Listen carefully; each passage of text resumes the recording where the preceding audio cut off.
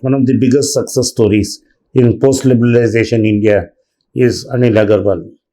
Anil Agarwal is a stuff of legend. He landed up from backwaters of northern India into Bombay and did a very audacious deal to buy India Seamless. And he funded the acquisition of India Seamless by using a loan from Syndicate Bank. Basically, what he did was strip the company, use and take out the copper which was there as scrap and sell it and repay the loan and just got that company free of cost. This was the ingenuity of the man. Now he is in serious trouble. Let's find out why. Welcome back to Be Rich.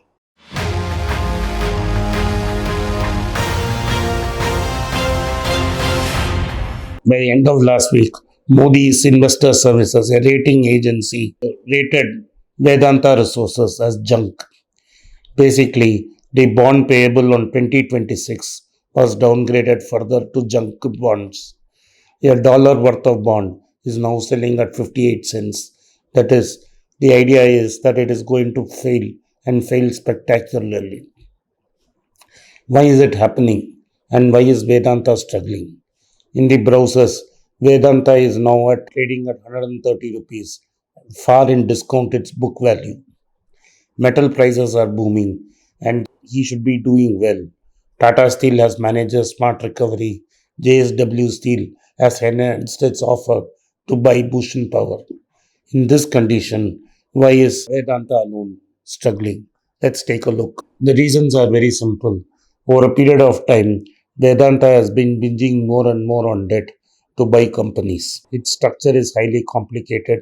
The parent Vedanta Resources is listed in London, and through its London companies, he controls all the subsidiaries across the globe. He owned copper mines in Zambia, bought some copper mines in Australia, but had no smelting facilities, and all the smelting facilities was in Tamil Nadu in Tuticorin.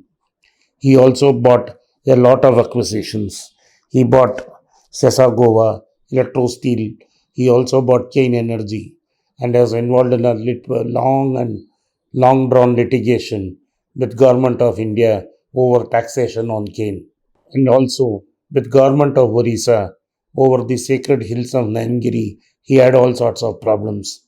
Over all these battles, Vedanta seemed to have the last laugh and seemed to be winning. But all the debt he took was in the foreign companies, in cheap bonds, and brought that money into India to create a mining empire. Now, mining prices have gone up after the pandemic and have started to rise. Companies like Tata Steel have made a smart recovery. But in this case, he has not been able to show a recovery because of two reasons.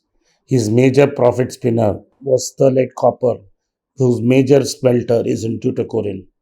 Citing environment conditions and strong opposition from locals over a period of last 10 years, finally it ended up in violence and he took the local government into confidence and unleashed violence in the city. The police resorted to firing and 20 people, nearly more than 20 people were shot. The locals believe that Vedanta was behind it, though it has not been proved. But for all that action, Vedanta had to pay the price. The company was permanently locked and could not be opened. High Court and the Supreme Court of India said that he had violated all the environment norms and there was no way this plant would be allowed to open. Recently, he went to the Supreme Court and asked for a temporary reprieve. The Supreme Court refused to give this.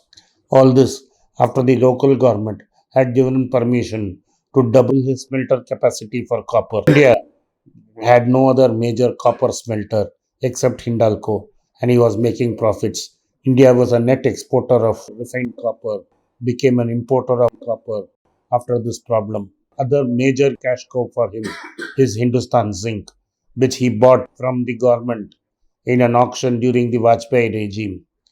The government of India still owns a substantial portion of Hindustan Zinc. He has been petitioning the government time after time to complete the stake sale. Hindustan Zinc was an unprofitable, sick company when he took it over. By implementing strong turnaround measures, he had made it very profitable into a cash cow. Governments which came to power after Vajpayee decided not to sell that stake and hold on to it as they got more greedy and wanted more valuation.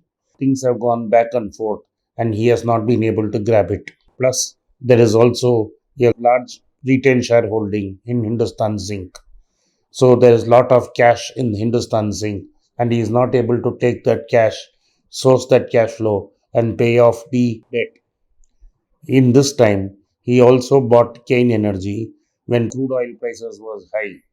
Crude oil is being dug out of Rajasthan and Barmer.